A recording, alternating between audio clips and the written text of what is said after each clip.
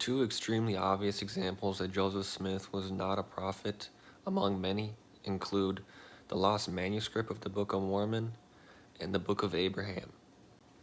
The story of the lost manuscript goes that his friend who was help funding and working on the Book of Mormon with him, his wife did not believe Joseph was a prophet.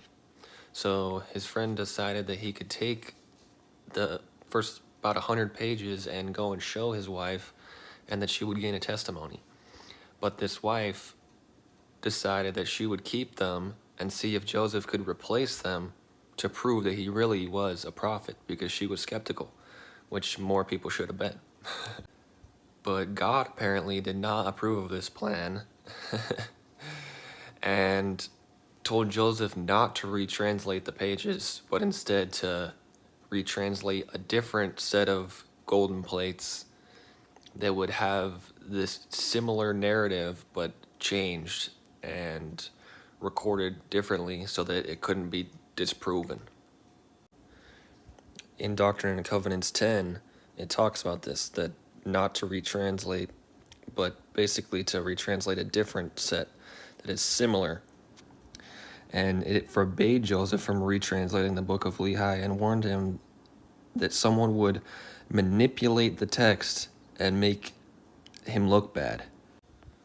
So as I've said before, God was so careful that someone else would try to discredit the church's prophetic authority that he couldn't even have that possibility that someone else could manipulate the text. But then the next prophet, Brigham Young, published 26 volumes of journals that is full of false doctrine, that the church now and all members basically admit, if they even know about what it is, that it's false.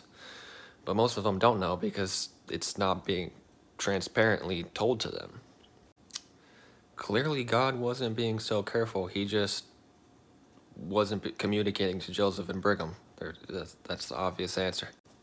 And Joseph couldn't retranslate it, so he just made an excuse. This is so much more obvious because he had also translated an Egyptian scroll that we still have, that we discovered later on, and they show that none of the characters on the papyrus were accurate to the Book of Abraham or any of the events. They didn't even mention Abraham.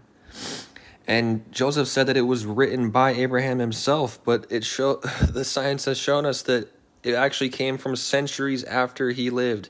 It was absolutely not a real translation.